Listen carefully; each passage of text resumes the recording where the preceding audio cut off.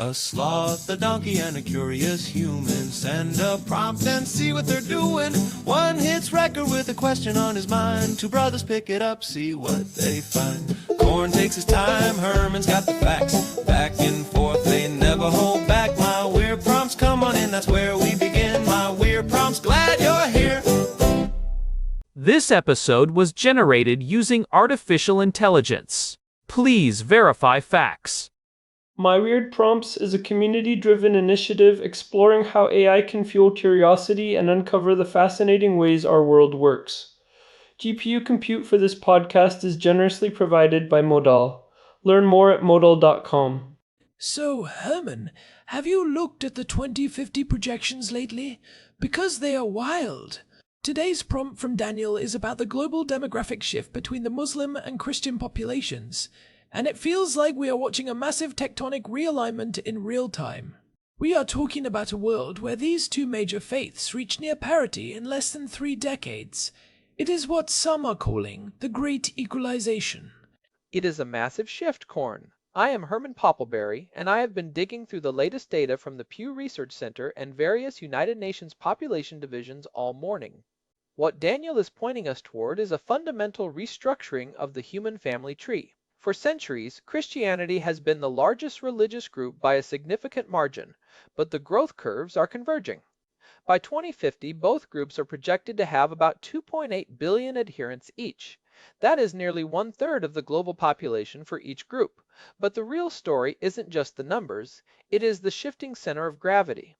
We are moving away from a world where religious demographics are defined by the West and toward a world defined by Sub-Saharan Africa and South Asia. It is easy for people to hear those numbers and immediately think this is a story about conversions or some kind of global religious competition, like a giant scoreboard. But that is really not what is happening on the ground, is it? It is much more about where people are being born and the age of those populations. It is a story of biology and geography more than theology. That is a crucial distinction.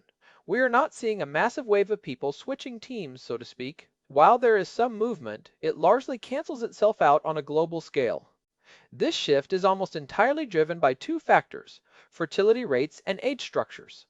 The median age of the global Muslim population is significantly younger than that of any other major religious group.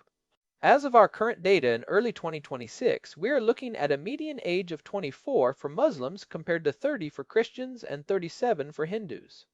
When you have a younger population, you have more people entering their childbearing years, which creates what we call demographic momentum. I want to stick on that term, demographic momentum, for a second, because it is the engine behind everything we're discussing. It is the idea that even if every person on Earth suddenly decided to have exactly 2 children tomorrow, the population in younger regions would still explode for decades. It is like a massive freight train. Even if you slam on the brakes, the weight of the train carries it forward for miles. In many Muslim-majority countries, fertility rates are actually starting to decline as they modernize and urbanize. But because the base of the population pyramid is so wide, meaning there are so many children and teenagers, the total population continues to skyrocket as those kids grow up and start their own families. This challenges the old modernization secularization hypothesis that sociologists loved in the 20th century. Right. The idea that as a country gets wealthier and more technologically advanced, it naturally becomes less religious. We actually touched on this in episode 1383, when we discussed the God paradox. The assumption was that science and economic development would kill off religion. But instead, we are seeing that the most religious parts of the world are the ones driving global population growth. The secular West is shrinking, while the devout global South is expanding. And the engine of that expansion is Sub-Saharan Africa. By 2050, it is projected that 4 out of every 10 Christians in the world will live in Sub-Saharan Africa. At the same time, the Muslim population in that region is growing even faster. Nigeria is the perfect case study. It is already roughly split between Christians and Muslims, and it is on track to surpass the United States as the 3rd most populous country on Earth. The sheer scale of the youth bulge there is going to reshape global statistics. Let's look at the technical mechanism of that youth bulge with a specific comparison. If you look at a country like Niger, the median age is around 15. Compare that to Germany, where the median age is around 45. That is a 30-year gap in the baseline of the population. In Germany, you have a top-heavy society, where there are more people retiring than entering the workforce. In Niger, you have a bottom-heavy society, where the infrastructure is struggling to keep up with the sheer number of children. And that creates a fascinating, if difficult, economic trade-off. You have these youthful growing populations in the global south that are full of energy and potential labor, but they often lack the institutional infrastructure, the schools, the hospitals, the stable governments to support them. Meanwhile, you have the West, which has the infrastructure and the wealth but is facing a demographic winter. Europe, in particular, is looking at a future where there are not enough workers to support the pension systems for an aging population. This is the dependency ratio crisis. You need a certain number of workers to pay for every one retiree. In many Western nations, that ratio is collapsing. Which brings us to the second part of Daniel's prompt, the impact on the West and the role of migration. There is a lot of heated political rhetoric around this. But if we look at the numbers, migration is actually a secondary driver of these religious shifts compared to internal fertility and secularization within the host countries. I think that is a point that often gets lost in the noise. It absolutely gets lost. In Europe, the change in the religious landscape is a two-way street. It is not just that more Muslims are arriving, it is that the traditional Christian population is secularizing at an incredible rate. When a migrant moves from North Africa to France, they often retain their religious identity and practice.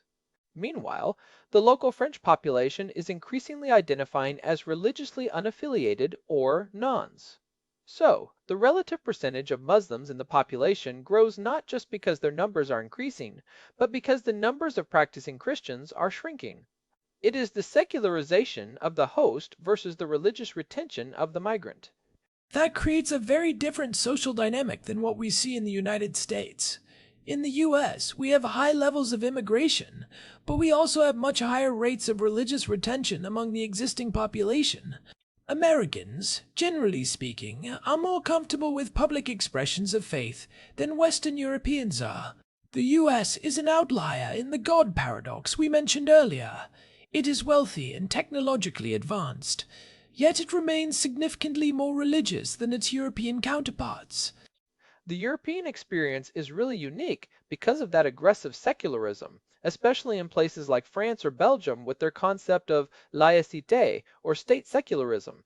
When you have a host culture that has largely relegated religion to the private sphere or abandoned it altogether, the presence of a growing religiously active minority becomes a flashpoint for debates about social cohesion and national identity. We see this in major hubs like London or Brussels. In Brussels, for example, Islam is already the most practiced religion in the city, even if it isn't the majority of the total population yet, because so many of the cultural Christians no longer attend church. You mentioned the pension crisis earlier, and I think that is the hidden hand behind a lot of the migration policy in the European Union. They are in a bind. They need young bodies to keep the economy moving and to pay for the healthcare of 70-year-olds, but they are struggling to integrate those populations into a secularized framework that the migrants often find alien or even hostile to their values. It is an economic necessity, clashing with a cultural anxiety. It is a massive challenge for social cohesion. The political discourse in Europe has shifted toward the clash of civilizations, narrative, because the demographic reality is forcing these questions to the forefront. If you look at the labor market dependency, the EU is projected to lose tens of millions of people of working age by 2050. Unless they see a radical spike in their own fertility rates, which seems unlikely given the current trends, they are going to be even more dependent on migration from the global south. And that migration is coming from regions that are becoming more religiously devout, not less. So you have this collision between a secularizing aging West and a religious youthful global South. It is not just about numbers, it is about the fundamental moral and social frameworks that people use to organize their lives. If the majority of the world's youth in 2050 are being raised in households where faith is the primary lens of reality, the secular liberal model of the West starts to look like a historical anomaly rather than the inevitable destination of humanity. We should also be careful not to treat the Muslim world as a single monolithic political bloc. We did a deep dive on this in episode 1357. The internal diversity within Islam, from Indonesia to West Africa to the Middle East, is vast. A Muslim in Jakarta has a very different cultural and political outlook than a Muslim in Lagos or Sarajevo. But in the context of Western demographics, these groups are often lumped together in the public imagination, which simplifies the reality but drives the political narrative of the other. One thing I find interesting is how this affects the traditional religious makeup of these Western nations. If you look at the United Kingdom, for example, the Church of England is seeing its attendance numbers drop year after year. It is a managed decline. At the same time, you have vibrant, growing mosques, but you also have growing evangelical and Pentecostal churches that are being fueled by immigrants from Nigeria, Ghana, and Brazil. So, religion in the West is not necessarily dying. It is being transformed and imported. The Christianity of London in 2050 will likely look much more like the Christianity of Lagos than the Christianity of 1950s Oxford. That is a brilliant point. The face of Christianity in the West is changing just as much as the presence of Islam is. The most active Christian communities in many European cities are now made up of immigrants from the global South. So, the great equalization that Daniel mentioned is not just a global macro trend, it is playing out in every neighborhood in London, Paris, and Berlin. We are seeing a de-Europeanization of Christianity at the same time we are seeing a growth of Islam. It really makes you wonder about the long-term geopolitical influence. As the demographic weight of the global South increases, their moral and political perspectives are going to carry more weight on the international stage. We are used to a world where the West sets the cultural and legal agenda, the rules-based international order. But a world where the Western demographic model is the outlier is a very different world. How does the UN change when the majority of the world's population comes from cultures that value religious tradition over secular individualism? It is already changing. If the West continues to shrink in age while the rest of the world grows and stays young, the traditional power structures of the 20th century are going to become increasingly fragile. We are already seeing this in how countries in the global South are asserting themselves in international forums like the BRICS Plus Summit. They know where the future is, and it is in their growing populations. They are no longer content to be the developing world, they are the emerging majority. So, if we are looking at practical takeaways for our listeners, the first thing is to realize that demographics are not just dry statistics. They are the slow-moving tectonic plates of history. If you want to understand where the world is going in 2050, you have to look at the birth rates in Lagos and Karachi, not just the stock market in New York or London. The economic power of the future follows the people. I would also suggest that people look at the actual data sets like the Pew Research Center projections, the future of world religions. It is important to distinguish between cultural identity and active religious practice. A lot of people might identify as Christian or Muslim in a census for cultural reasons, but how that translates into their daily lives and political views is complex. However, the raw numbers tell us that the religious landscape of the 21st century is going to be dominated by these two faiths in a way we have never seen before. We are heading toward a bipolar religious world.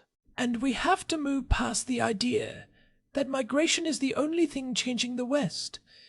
The internal secularization of Western populations is a massive part of this story. If European Christians were having children at the same rate as they were in the 19th century, the demographic shift would look very different. But they are not. The West is choosing a path of lower fertility and higher secularism, and that path has consequences for the social fabric and the sustainability of the welfare state.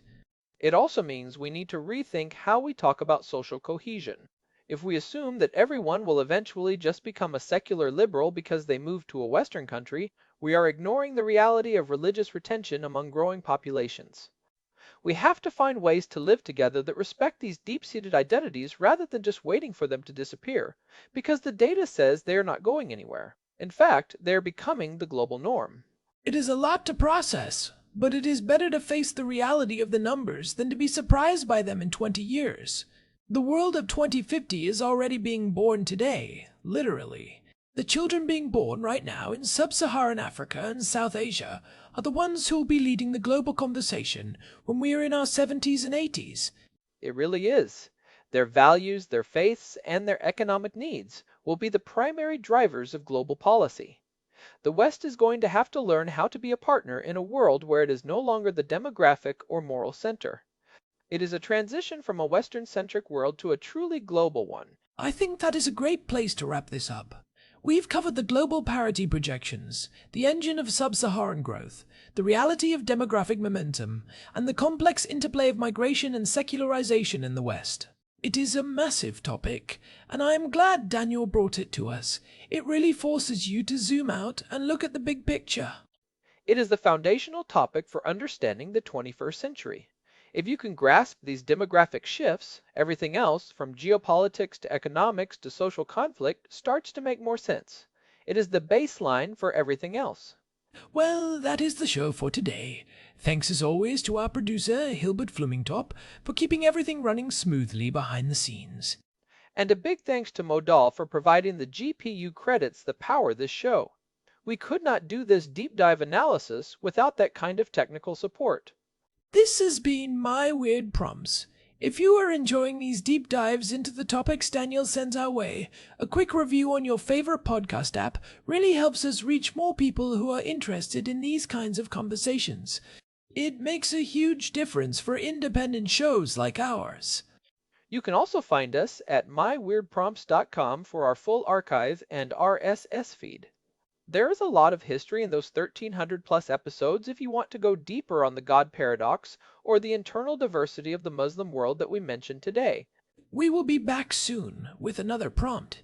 See you then. Take care. This episode was generated using Gemini Flash 3. Text-to-speech engine was Chatterbox. Thanks for listening to our show, My Weird Prompts, where our thoughts go from slow takes to facts on cue. We change and follow through. My Weird Prompts, that's the flows from sloth, from man, from long-eared host. My Weird Prompts, until next time, stay curious, keep weirding.